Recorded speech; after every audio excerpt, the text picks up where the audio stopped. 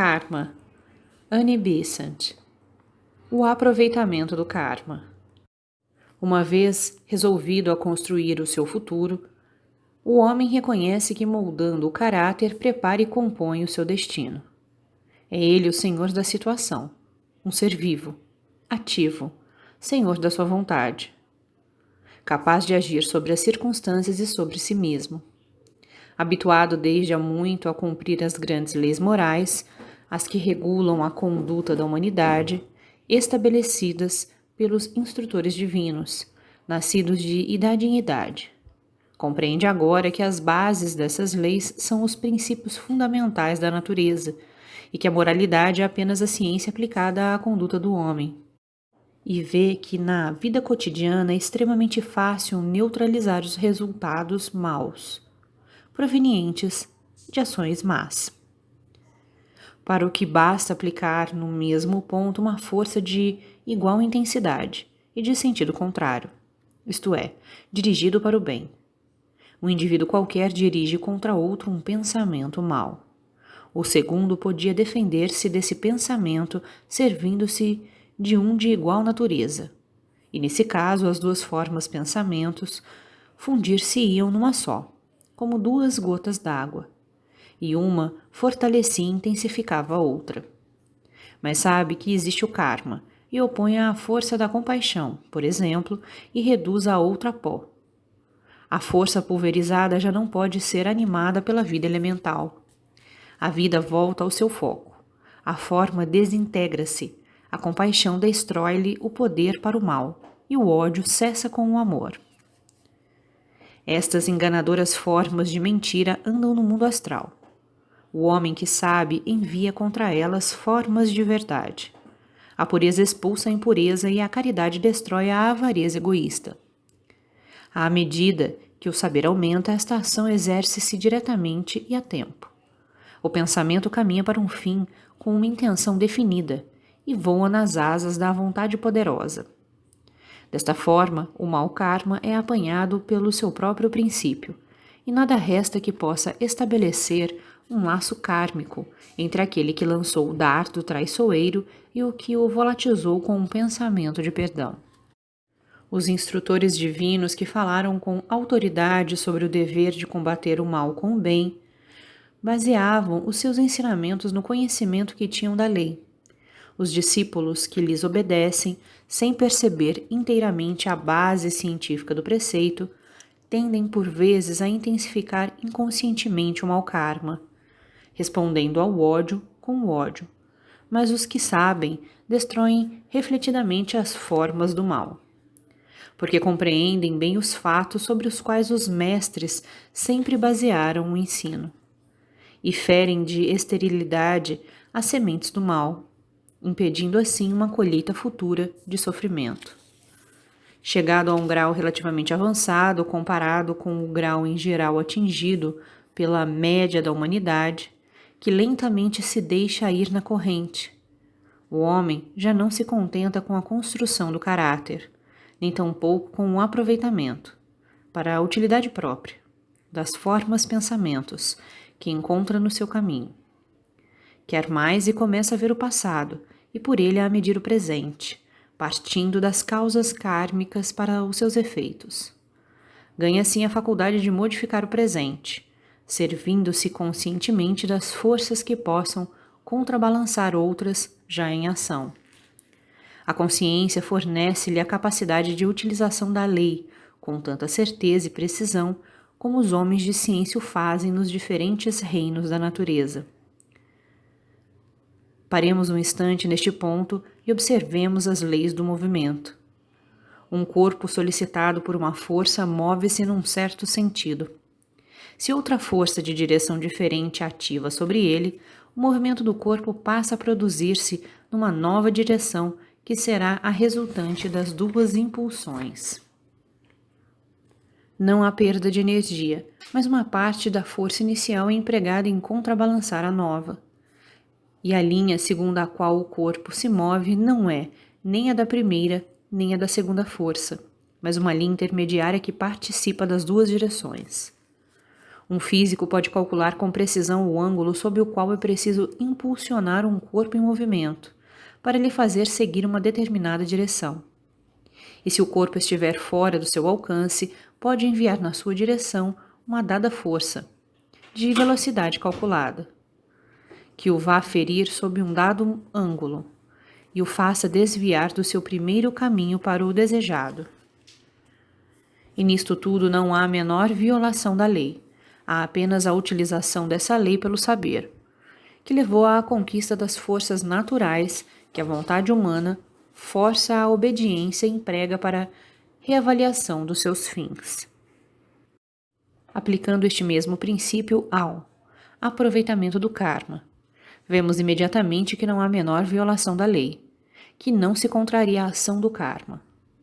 Quando um homem, servindo-se do seu conhecimento, introduz-lhe modificações. Não faremos mais do que nos servir de uma força kármica para modificarmos resultados kármicos. E mais uma vez, é pela obediência que o homem faz a conquista da natureza. Suponhamos agora que um estudante já adiantado, ao lançar um olhar para o passado, veja as linhas de um karma anterior convergirem para um centro de natureza duvidosa. Nesse caso, não tem mais que provocar a intervenção de uma nova força, para assim modificar o acontecimento, cujo resultado final há de ser a resultante de todas as forças que contribuíram para a sua geração e maturação. Mas, para uma operação deste gênero é preciso o conhecimento. Não basta o poder de visão do passado. A habilidade em traçar as linhas que o ligam ao presente.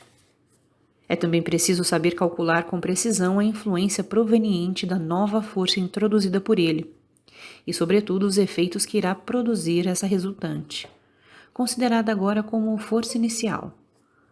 Sabendo bem como haver-se pode, por esta maneira, diminuir ou mesmo destruir os resultados do mal que tenha causado no passado, espalhando forças benéficas na sua corrente kármica. Não pode destruir nem desfazer o passado, mas no que diz respeito aos efeitos futuros, tem ao seu alcance modificá-los ou desviá-los pela aplicação de forças novas que ele faz atuar como causas na produção desses efeitos. E nisto tudo limita-se a modificar a lei, tal qual o homem de ciência que a uma força opõe a outra, e que, embora impotente para destruir um átomo de energia, pode, contudo, por meio de um simples cálculo de ângulos e de velocidade, obrigar um corpo a seguir um determinado movimento. Compreende-se igualmente que se possa também acelerar ou retardar o karma e introduzir-lhe modificações, utilizando a ação do meio em que ele se forma. Não será demais apresentar a mesma coisa sob outro aspecto, porque a concepção é importantíssima e altamente fecunda. Quanto maior é o conhecimento adquirido, tanto maior é a facilidade de nos desembaraçarmos do karma do passado. Todas as causas, à medida que os seus efeitos se preparam, vêm ao campo visual da alma próxima de liberação, visto que, nesta ocasião solene, ela lança um olhar retrospectivo sobre os séculos lentamente percorridos, e assim obtém uma clara visão da maneira como seus laços se formaram e das causas que pôs em movimento. E destas separa as que tiveram ação, as que se esgotaram e as que ainda estão em via de realização. E assim como olha para trás, pode também olhar para a frente e ver os prováveis efeitos dessas causas, de forma que, encarando o futuro, vê os efeitos a produzir, e, estudando o passado, vê as causas que hão de vir a produzir tais efeitos. Não repugna em nada admitir que, se na natureza física o conhecimento de certas leis nos permite prever certos resultados e saber a lei que os produz, num plano mais elevado possamos imaginar um estado de alma que nos permita ver as causas kármicas que ela deixou em movimento nas vidas anteriores, e os efeitos kármicos em cujo seio terá de trabalhar no futuro. Com tal conhecimento das causas e da visão dos respectivos resultados, é possível determinar a intervenção de novas causas neutralizadoras desses efeitos e preparar para o futuro efeitos que se desejem. Basta saber utilizar a lei, confiando cegamente na sua invariabilidade e na sua imutabilidade, e calculando com cuidado as forças postas em jogo. É uma simples questão de cálculo. Suponhamos que se puserem em movimento vibrações de ódio para as aniquilar, para as impedir de agir no presente e no futuro, basta opor-lhes vibrações de amor.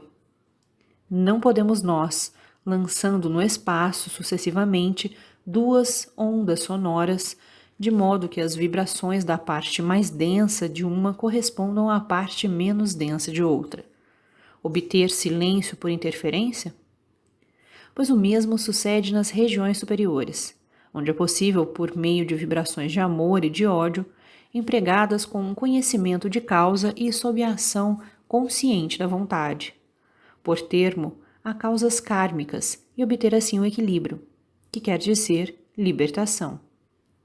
Porém, este conhecimento está fora do alcance da maioria dos homens, e para remediar essa falta, eis o que pode fazer quem quer utilizar a ciência da alma: tomar o testemunho de homens experientes no assunto. Seguir os preceitos de moral dos grandes instrutores religiosos do mundo, e por uma obediência cega a esses preceitos, todos eles mais ou menos intuitivos, chegar a realizar o mesmo que diretamente pode realizar o saber profundo e consciente, pois a obediência a um mestre pode cooperar na libertação, conseguindo-se assim ainda que por um caminho mais longo, o mesmo que se poderia conseguir com o conhecimento. Aplicando sempre estes princípios, o estudante começará a convencer-se de quanto a ignorância atrasa o aperfeiçoamento do homem e do importantíssimo papel que o conhecimento desempenha na evolução humana. Os homens vivem ao acaso porque se deixam cegar. Aquele que quiser fazer o seu caminho com mais rapidez que o comum dos mortais e assim alcançar uma grande dianteira à multidão preguiçosa, como o cavalo de corridas deixa atrás o rocinante, precisa ao mesmo tempo de sabedoria e de amor, tanto saber como dedicação. Não será forçado a desgastar lentamente as malhas das cadeias forjadas num passado remoto. Pode limá-las rapidamente, e apesar de levar menos tempo, ficar tão livre delas como se a sua libertação fosse devida ao trabalho lento da ferrugem.